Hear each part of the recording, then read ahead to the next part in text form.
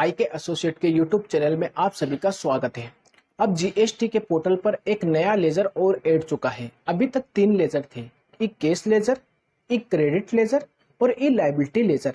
अब एक नया लेजर और ऐड हो चुका है, electronic credit reversal and reclaim statement. इस लेजर के बारे में पूरी जानकारी मैं आपसे इस वीडियो में शेयर करूंगा। किसे भरना है ओपनिंग बैलेंस और किसे नहीं, तो एंड तक हमारे साथ बने रहिएगा। तो अभी तक आपने हमारे चैनल आई के एसोसिएट को सब्सक्राइब नहीं किया तो पहले सब्सक्राइब कर दिया। तो चलिए शुरू करते हैं। अब एक और लेजर यहाँ पर दिख रहा है, electronic credit reversal and reclaim statement, जो अब लेटेस्ट ही सितंबर मंथ में लॉन्च हुआ है। अब इस लेजर के लिए आपको एक ओपनिंग बैलेंस रिपोर्ट करना है, opening balance of accommodate ITC reversal which is pending for reclaim. Opening balance के लिए बहुत कंफ्यूजन है, किसको डालना है, कौन से पीरियड से लेकर कौन से पीरियड तक डालना है। तो ये कंफ्यूजन आपकी इस वीडियो में दूर कर दूंगा।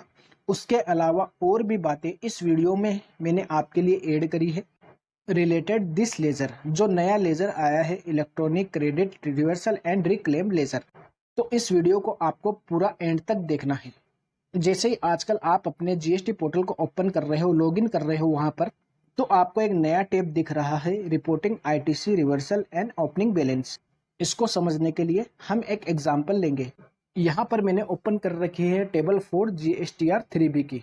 तो इस टेबल से ही रिलेटेड है ये लेजर। तो मान लीजिए 2B के अंदर आईजीएसटी में 50,000 रुपए का आपका आईटीसी आ रहा है इसी मंथ के अंदर। तो आईजीएसटी में आपका 50,000 रुपए का क्रेडिट है, तो इसी मंथ में आपको रिवर्सल करना है, जिसे आप फ्यूचर में रिक्लेम कर सकते हैं। मान लीजिए आपने अपने सप्लायर को 180 दिन के अंदर पेमेंट नहीं करी, तो 5,000 का आईटीसी आप यहाँ रिवर्स करेंगे। मान लीजिए ये सिनेरियो है आपका जनवरी 2023।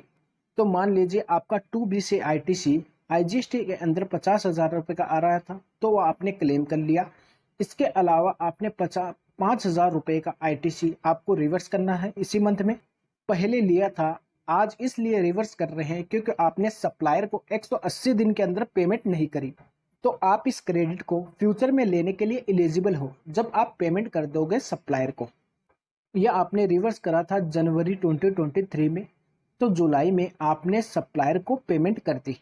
तो अब ये 5,000 रुपये का क्रेडिट आप फिर से लेने के लिए एलिजिबल हो गए। तो आपका ऑल अदर आईटीसी जुलाई में होगा, मान लो है 1,00,000 रुपये, तो उसमें ये 5,000 रुपये और ऐड कर लेंगे और यहाँ भी रिपोर्ट करोगे उसे टेबल 4D1 में।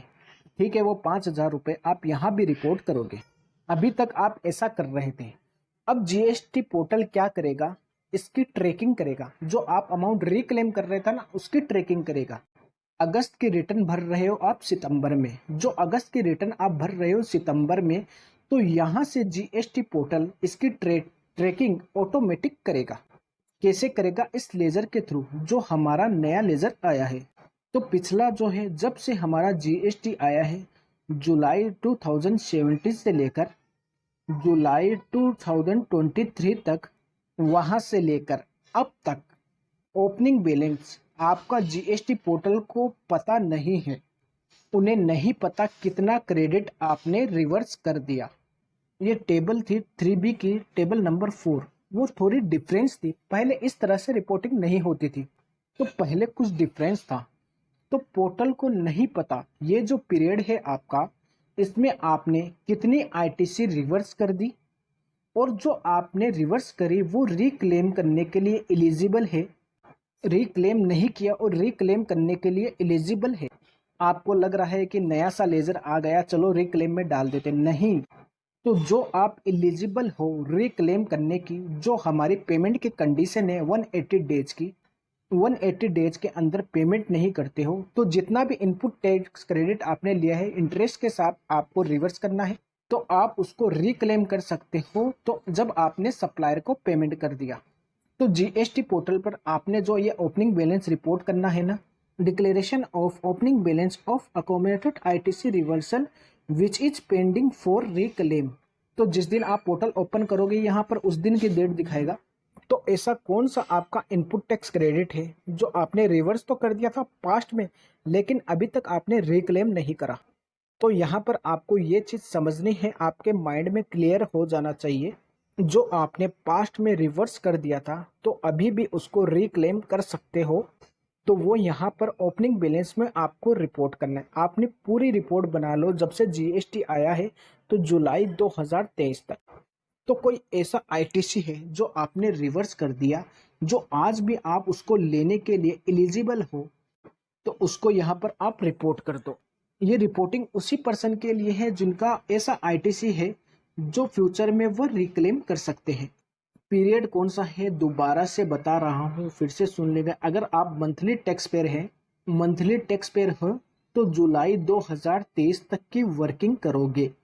और अगर आप क्वार्टरली टैक्स पेयर हैं तो जो आपका क्वार्टर 1 था अप्रैल से लेकर जून तक का, वहां तक की वर्किंग करोगे, क्योंकि इससे आगे की वर्किंग जीएसटी पोर्टल अपने आप करेगा। वो यहाँ तक का बैलेंस आपसे ओपनिंग बैलेंस में डलवा रहा है। तो ये रिपोर्टिंग उन्हीं को करनी है जिनका कोई आईटीसी आगे फ्यूचर में रिक्लेम करने के लिए एलिजिबल है। तो कहाँ से कहाँ तक का करना है? तो जब से जीएसटी आया, अगर मंथली है तो जुलाई 2023 तक, और अगर क्वार्टरली है तो जून 2023 तक। तो यहाँ से आराम से उसे बनाइए और यहाँ पर रिपोर्ट कर दीजिए। आपको टोटल रिपोर्ट करना है। यहाँ पर आईजीएसटी अलग, सीजीएसटी अलग, एसजीएसटी अलग और सेस अलग।